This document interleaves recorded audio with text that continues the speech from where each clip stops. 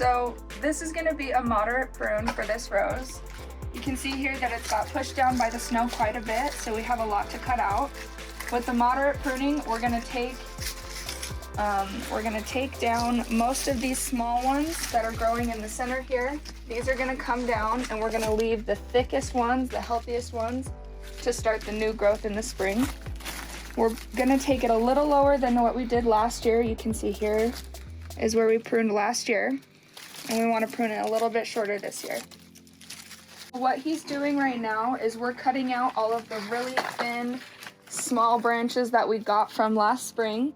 These guys won't be very strong as they grow. They're not gonna produce very strong branches. So we're cutting them down now to create room for the stronger branches to produce new ones so that we can get lots of new growth and new blooms. You don't want them to cross, like this is very clustered. You don't want this. So we would get rid of this guy because it's crossing onto this main one that we want to keep. So we would move this guy. We cut this one like Fernando said. We'll probably get rid of this one as well because he's just kind of weak and spindly. And yeah, you wanna clean out the middle as best as you can because in the spring it's gonna fill up with lots of foliage. This one I cut down here, okay? This rose in particular, we're doing a moderate prune with it, but you can see here how clustered this is. This is not something you want to have happen. So when this happens, don't be afraid to cut a couple branches just all the way to the base to free up some room for this, because it's gonna fill in super fast and you won't even notice that you cut it down super far. But we really just want to create some new space for growth, and we don't want it to be so clustered. Not only is it crossing over into other growth and kind of invading the space, but it's very sick. You can tell by the color and how stiff it is. The different color here. Yeah. You can show here the brown and green. The between is a healthy and sick. We cut the sick area right to the healthy. And same right here, we've got a few unhealthy pieces, and we'll just cut those right off. You can see here that we're gonna prune to the next node, and you wanna prune it at a slight angle. So now, where he pruned, we're gonna get a branch growing this way when it starts growing in the spring. You wanna pay close attention that you are always pruning to the next node, or you're gonna have a dead branch just sticking out and it's not good for the health of the rose. This is an example of a node. It is where a new bud is forming, and you wanna clip just above the node. You don't wanna go too far, but you also don't wanna go too close. You wanna trim about right here, and you wanna trim at an angle. And that promotes growth to this node in whatever direction it's facing. So when you're pruning, you wanna make sure that you're paying attention to the direction of the node, because that's where you're going to get the new branch. So if there's a lot of bulk in the center, you're going to want to trim to the node facing outward. There's a lot of bulk outward, but not a lot inward. You want to trim inward. And while we're pruning, we're still paying attention to what direction the nodes are facing, keeping in mind where we want the plant to bulk up. This one, it's really empty over here. Most of it is growing this way, and it was really bulked up right here. So we want to get nodes that are facing in these directions. We don't want to trim to a node facing here because it's already got plenty of growth going on here. So with this, I want to be finding nodes that are facing this way or this way, but not inward. So this node is facing that way. So the reason why we cut at an angle like this rather than just straight across is because when we cut straight across, we're creating like almost an open wound for the plant. So it's actually gonna die off and spend all of its energy trying to recover from a blunt cut in an awkward position like that. Where we cut it like this, with a clean cut, it encourages It encourages growth to this node without creating such an abrasive, blunt wound for the plant. So that's gonna heal over nicely while promoting growth to this new node. Right here, I didn't do a clean cut. There's some breakage. When this happens, it is not going to thrive. It is going to die, even if you take it to a node. So if this happens, it's okay. Just make sure you take it to the next one right underneath.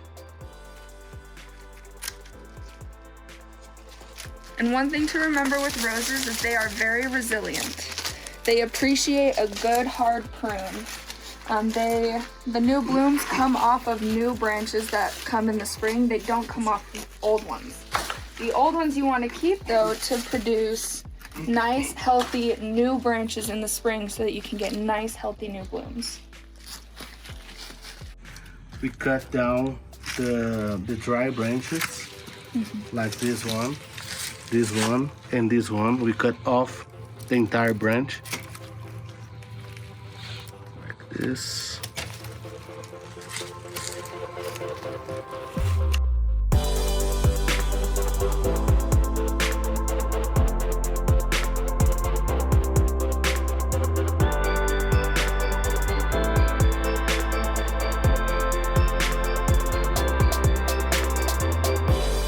This is what a moderate prune is going to look like when you're finished. This is primarily what we do in the springtime. So this is going to be a light prune. This guy didn't do so great this season, so we're going to go a little bit easier on him. With a light prune, you're not going to go as intense as a moderate, but you are still going to follow the same rules. You're going to cut to the next node, but you are not going to go as far down. So the way that we're setting him up is we're going to give him some room to create new foliage a little higher up and help strengthen his already existing branches this season. Let's see. Another thing to note with a light prune, you still want to get rid of tiny little branches. So for example, if we're keeping this main branch and we're only cutting to here, I'm still gonna go through and cut down some of these really skinny ones that just aren't gonna provide any sort of benefit to the plant. And same with this one. This one is really skinny, so we're gonna take it down to where it's a little bit thicker.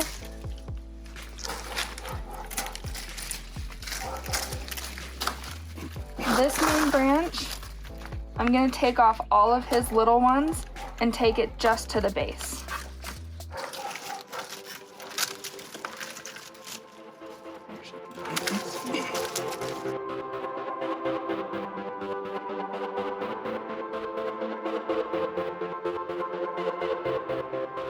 A light prune is going to look like, you still have quite a bit of small branching here. You don't just have the main basic branches. We left quite a bit here to encourage new, thicker growth. Yeah. This one, you can see that this rose has just really taken off. It's extremely overgrown. We did not prune it small enough last season. So this season, we're gonna do a hard prune on it so that it can start from square one, basically start from a smaller shrub and not get to this crazy size again. Fernando is going to be pruning super close to the base. As you can see, this is a really old rose, so we're not gonna mess with the super thick ones. We're not gonna go too crazy with those, but we're gonna basically take it as short as we can without killing the rose.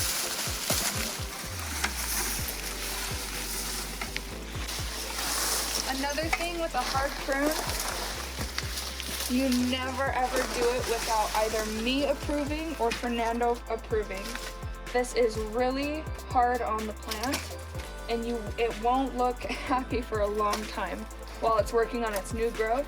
So we will need permission from the homeowner and we'll need supervision from Fernando to make sure that you're doing it correctly and you're not going to kill the plant. With how old this one is, you can see how old it is by how thick it is. But this one, if we went all the way 5 inches from the ground, it would definitely die. But the way that Fernando is doing it, he is analyzing the plant. He's analyzing how thick the branches are, where it's sick, and he's taking cuts based off of analyzing the plant. We want to do every cut with intention. You don't want to just cut willy-nilly with a rose bush.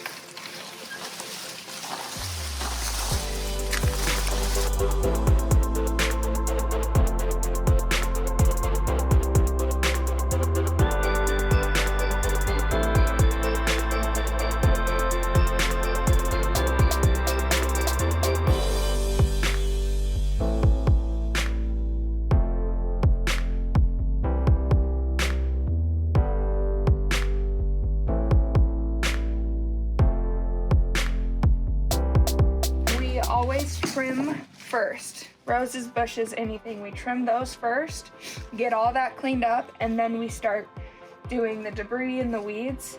Doing that helps you not have to clean up a mess twice. We don't want to clean out the beds, make them look all pretty, and then prune and get leaves in there. So we prune first and then clean up second.